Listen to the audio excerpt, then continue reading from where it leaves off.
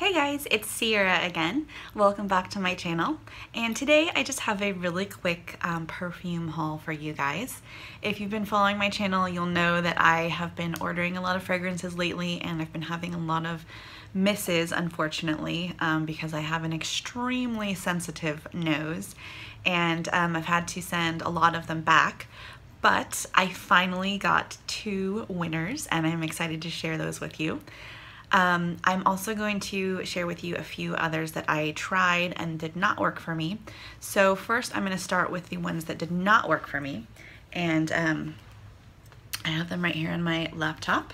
I ordered them from Nordstrom because Nordstrom is amazing about free shipping on returns. And so the first one that did not work was Jo Malone White Jasmine and Mint. And this is a really interesting thing about fragrances that I have found through all of this trial and error that I've been doing recently. I am someone who, in real life, I love floral fragrances. I love jasmine, I love gardenias, I love tuberose, and when it comes to fragrances though, I really do not like them. Like sometimes I do, but in the Jo Malone ones that I've tried, I do not like any of her floral fragrances. They are just too overpowering for me.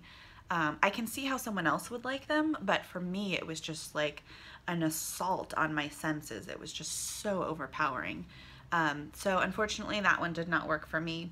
The next one was the French Lime Blossom, which I don't know if any of you guys have that. I would be really interested to see if anyone has that and likes it, because again, I found that one really strong. I was hoping it would be kind of like this light citrusy smell, but instead it kind of smelled like lime combined with a powdery laundry detergent.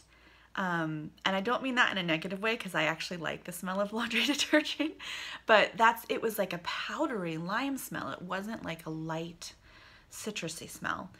So I did not like that one. And then the last Jo Malone I tried was the Wood Sage and Sea Salt.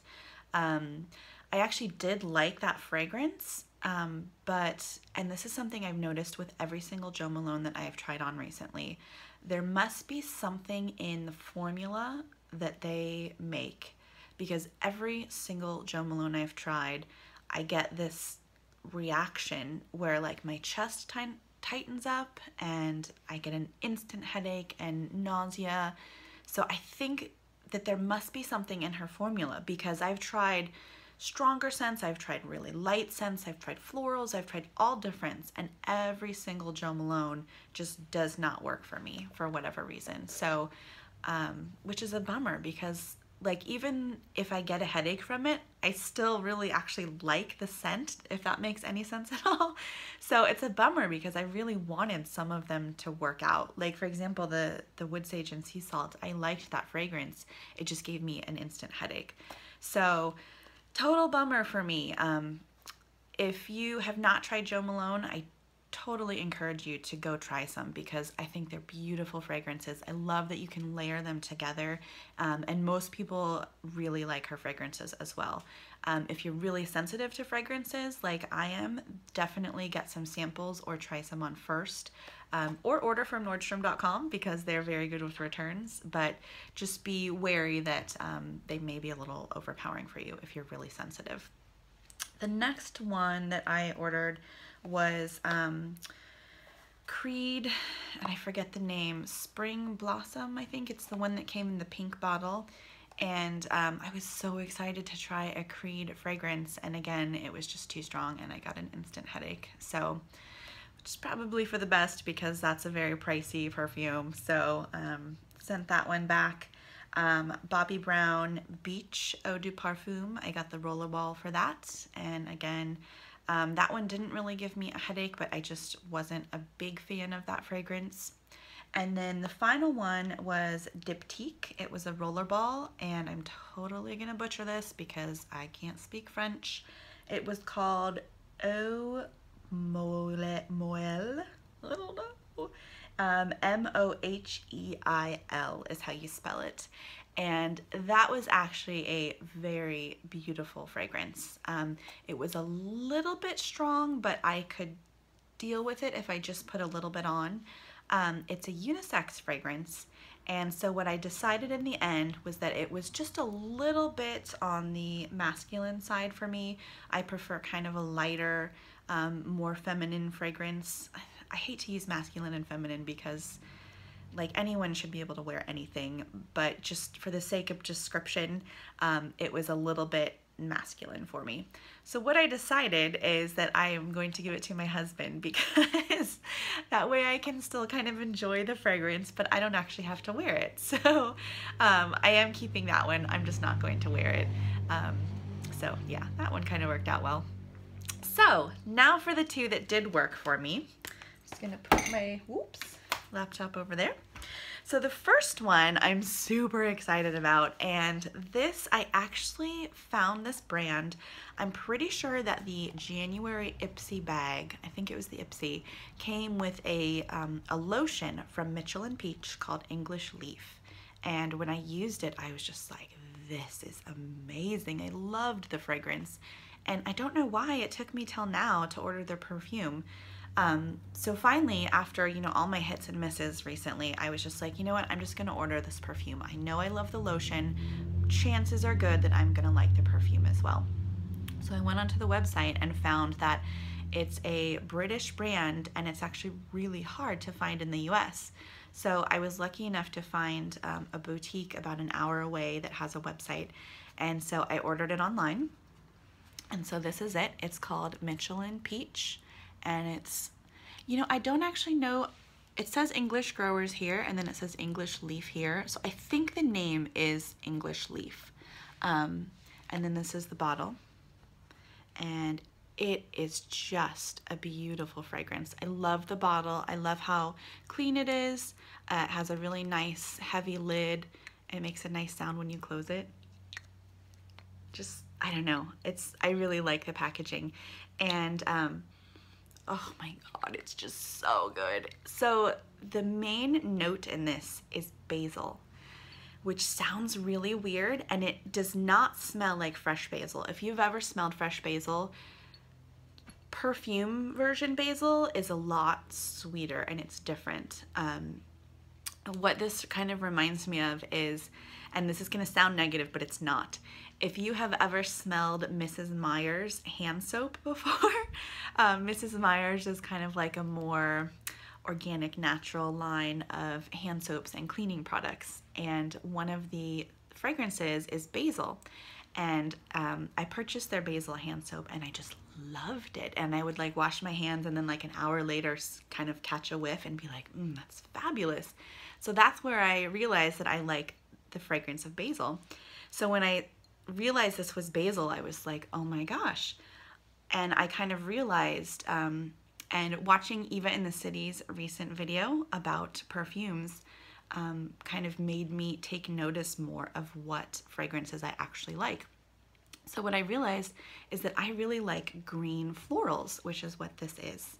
So this has basil, like I said, is one of the main notes. I don't recall what the other ones were, but it is definitely, it's very sweet and crisp and light. It has the smell of basil, but it also, to me, before I even knew that basil was one of the notes, the first thing I thought of was if you have ever grown tomatoes in your garden and you cut one off on a warm summer's night and you smell it, and the smell from the tomato vine, it just has this distinctive smell. And if you smelt it, you'll know exactly what I'm talking about.